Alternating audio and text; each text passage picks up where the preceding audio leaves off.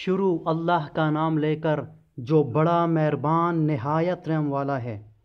وہ ذات پاک ہے جو ایک رات اپنے بندے کو مسجد احرام یعنی خانہ کعبہ سے مسجد اقصیٰ یعنی بیت المقدس تک، جس کے گردا گرد ہم نے برکتیں رکھی ہیں، لے گیا تاکہ ہم اسے اپنی قدرت کی نشانیاں دکھائیں۔ بے شک وہ سننے والا اور دیکھنے والا ہے۔ اور ہم نے موسیٰ کو کتاب عنایت کی تھی اور اس کو بنی اسرائیل کے لیے رہنما مقرر کیا تھا کہ میرے سوا کسی کو کارساز نہ ٹھہرانا۔ اے ان لوگوں کی اولاد جن کو ہم نے نوح کے ساتھ کشتی میں سوار کیا تھا، بے شک نوح ہمارے شکر گزار بندے تھے۔ اور ہم نے کتاب میں بنی اسرائیل سے کہہ دیا تھا کہ تم زمین میں 2 دفعہ فساد مچاؤ گے اور بڑی سرکشی کرو گے۔ پس جب پہلے وعدے کا وقت آیا تو ہم نے اپنی سخت لڑائی لڑنے والے بندے تم پر مسلط کر دیے اور وہ شہروں کے اندر پھیل گئے اور وہ وعدہ پورا ہو کر رہا۔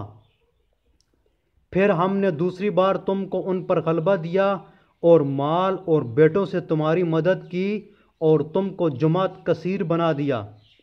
اگر تم نیکوکاری کرو گے تو اپنی جانوں کے لیے کرو گے، اور اگر اعمال بد کرو گے تو ان کا وبال بھی تمہاری ہی جانوں پر ہوگا۔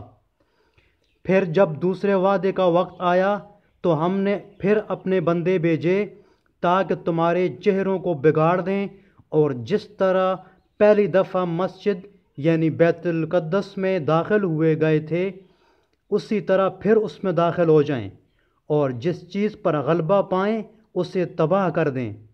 امید ہے کہ تمہارا پروردگار تم پر رحم کرے، اور اگر تم پھر وہی حرکتیں کرو گے تو ہم بھی وہی پہلا سلوک کریں گے، اور ہم نے جہنم کو کافروں کے لیے قید خانہ بنا رکھا ہے۔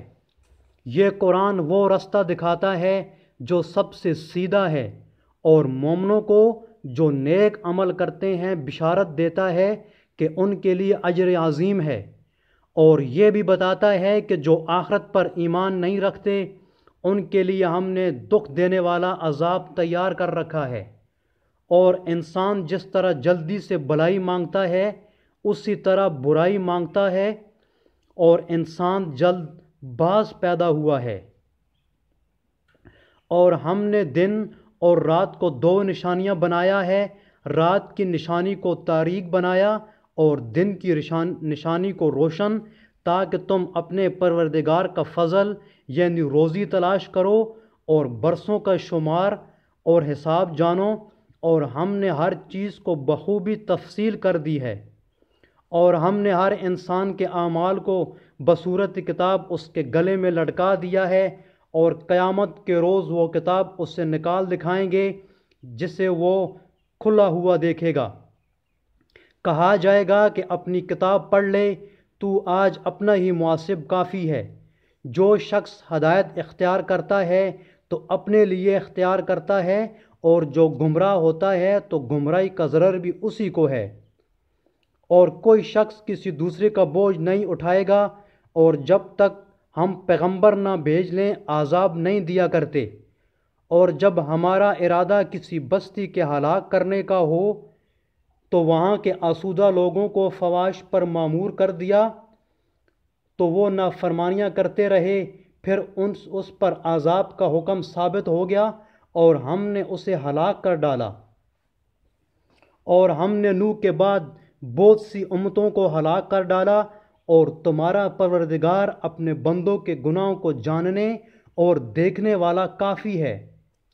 جو شخص دنیا کی آسودگی کا خواہش مند ہو تو ہم اس میں سے جسے چاہتے ہیں اور جتنا چاہتے ہیں جلد دے دیتے ہیں، پھر اس کے لیے جہنم کو ٹھکانہ مقرر کر رکھا ہے جس میں وہ نفرین سن کر اور درگاہ الہی سے راندہ ہو کر داخل ہوگا۔ اور جو شخص آخرت کا خواستگار ہو اور اس میں اتنی کوشش کرے جتنی اس سے لائق ہے، اور وہ مومن بھی ہو، تو ایسے ہی لوگوں کی کوشش ٹھکانے لگتی ہے، اور ان کو ہم ان کو اور ان کو سب کو تمہارے پروردگار کی بخشش سے مدد دیتے ہیں، اور تمہارے پروردگار کی بخشش کسی سے رکی ہوئی نہیں۔ دیکھو ہم نے کس طرح بعض کو بعض پر فضیلت بخشی ہے، اور آخرت درجوں میں دنیا سے بہت برتر اور برتری میں کہیں بڑھ کر ہے۔ اور اللہ کے ساتھ کوئی اور معبود نہ بنانا کہ ملامتیں سن کر اور بے کس ہو کر بیٹھے رہ جاؤ گے۔ اور تمہارے پروردگار نے ارشاد فرمایا کہ اس کے سوا کسی کی عبادت نہ کرو، اور ماں باپ کے ساتھ بھلائی کرتے رہو۔ اگر ان میں سے ایک یا دونوں تمہارے سامنے بڑھاپے کو پہنچ جائیں تو ان کو اف تک نہ کہنا، اور نہ انہیں جھڑکنا، اور ان سے بات ادب سے کے ساتھ کرنا، اور عجز و نیاز سے ان کے آگے جھکے رہو، اور ان کے حق میں دعا کرو کہ اے پروردگار، جیسا انہوں نے مجھے بچپن میں شفقت سے پرورش کیا، تو بھی ان کے حال پر رحمت فرما۔ جو کچھ تمہارے دلوں میں ہے تمہارا پروردگار اس سے بخوبی واقف ہے۔ اگر تم نیک ہوگے تو وہ رجوع کر لانے والوں کو بخش دینے والا ہے۔ اور رشتہ داروں اور محتاجوں اور مسافروں کو ان کا حق ادا کرو، اور فضول خرچی سے مال نہ اڑاؤ۔ اور فضول خرچی کرنے والے تو شیطان کے بھائی ہیں، اور شیطان اپنے پروردگار کی نعمتوں کا کفران کرنے والا یعنی ناشکرا ہے۔ اگر تم اپنے پروردگار کی رحمت یعنی فراخت دستی کے انتظار میں جس کی تمہیں امید ہو ان مستحقین کی طرف توجہ نہ کر سکو تو ان سے نرمی سے بات کہہ دیا کرو، اور اپنے ہاتھ کو نہ تو گردن سے باندھا ہوا یعنی بہت تنگ کر لو کہ کسی کو کچھ دو ہی نہیں، اور نہ بالکل کھول دو کہ سبھی کچھ دے ڈالو، اور انجام یہ ہو کہ ملامت زدہ اور درماندہ ہو کر بیٹھ جاؤ۔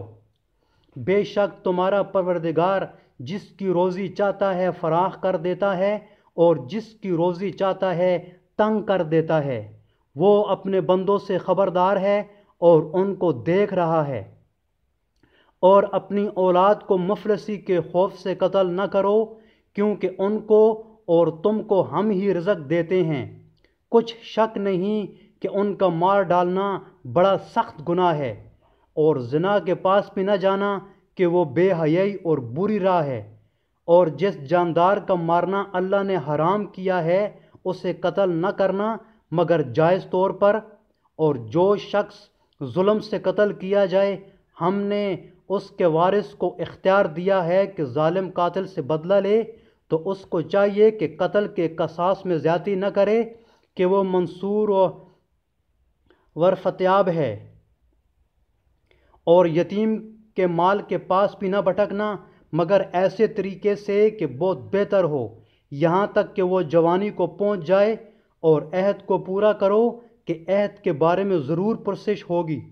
اور جب کوئی چیز ماپ کر دینے لگو تو پیمانہ پورا بھرا کرو، اور جب تول کر دو تو ترازو سیدھی رکھ کر تولا کرو، یہ بہت اچھی بات ہے اور انجام کے لحاظ سے بھی بہت بہتر ہے۔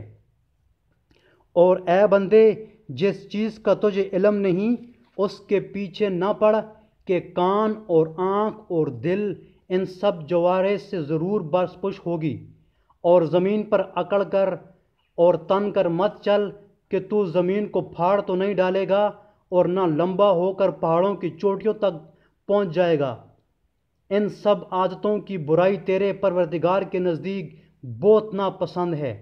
اے پیغمبر صلی اللہ علیہ وآلہ وسلم، یہ ان ہدایتوں میں سے ہے جو اللہ نے دانائی کی باتیں تمہاری طرف وحی کی ہیں، اور اللہ کے ساتھ کوئی اور معبود نہ بنانا کہ ایسا کرنے سے ملامت زدہ اور درگاہ الہی سے راندہ بنا کر جہنم میں ڈال دیے جاؤ گے۔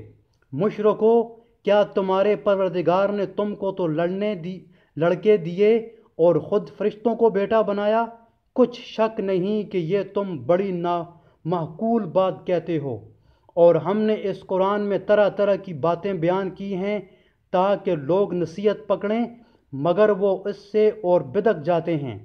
کہہ دو کہ اگر اللہ کے ساتھ اور معبود ہوتے جیسا کہ یہ کہتے ہیں تو وہ ضرور اللہ کے مالک عرش کی طرف لڑنے بڑھنے کے لیے رستہ نکالتے۔ وہ پاک ہے اور جو کچھ یہ بکواس کرتے ہیں اس سے اس کا رتبہ بہت عالی ہے۔